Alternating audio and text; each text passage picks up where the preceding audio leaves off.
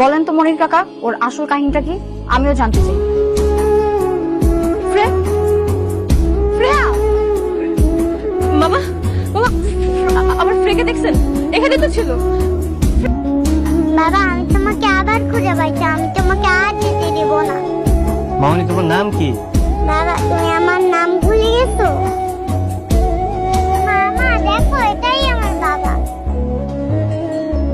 এটা আপনার বাচ্চা? হ্যাঁ, এত ছোট একটা বাচ্চাকে কেউ ছেড়ে দেয় রাস্তায়? তুমি সব কি বলছো? তুমি এতদিন কোথায় ছিলা? এসব জামাকাপড় পরেছো কেন তুমি? আপনি আপনি কি আমারে বলতেছেন? মা, কোথায় এত তাড়াতাড়ি আসুন, দেখুন কে এসেছে। মা!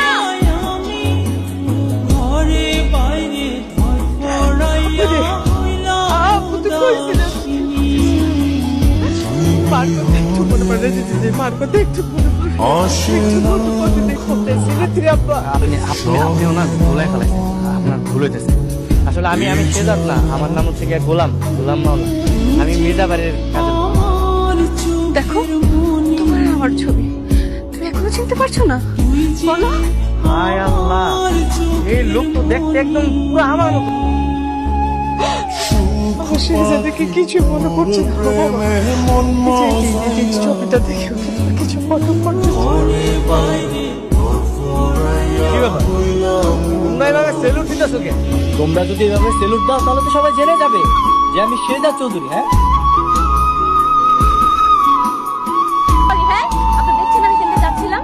দিলাম তো ধাক্কা লেগে আমার মাঝে ধাক্কা খেলে। এখন কি হবে জানেন? আপনি জানেন যে দাম কত? 400 টাকা। টাকা বের করুন। আরে দাঁড়াও। হ্যাঁ মা, অনেক পছন্দ হয়েছে। আম্মা, আমি বাজারে যাইতেছি। ঠিক চিনলাম না, কার কাছে আসছেন? উনি কারমা গ্রুপ অফ ইন্ডাস্ট্রির মালিক শেহজাদ চৌধুরীর মা। উনি আসছেন আপনার মেয়ের সাথে উনার ছেলের বিয়ের সম্বন্ধ নিয়ে। সরি, আমি এটা করতে পারবো না। কি বলছো? ও বস্তির একটা মেয়ে হয়ে এরকম বড় লোক ছেলেকে বাদ রেখে, মানে সাধারণ একটা গরিব ছেলেকে বিয়ে করতে?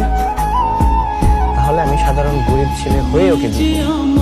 মানে না, এরকম বউ তুমি কই পাবা? হ্যাঁ, যার মধ্যে বিন্দু পরিমাণ লোভ নাই, লাখে এক পিস না।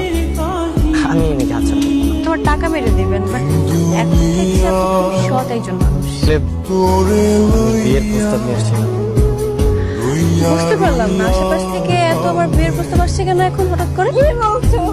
আমাদের এত সুন্দর কাটানো মুহূর্ত আজকে হয়ে গেল।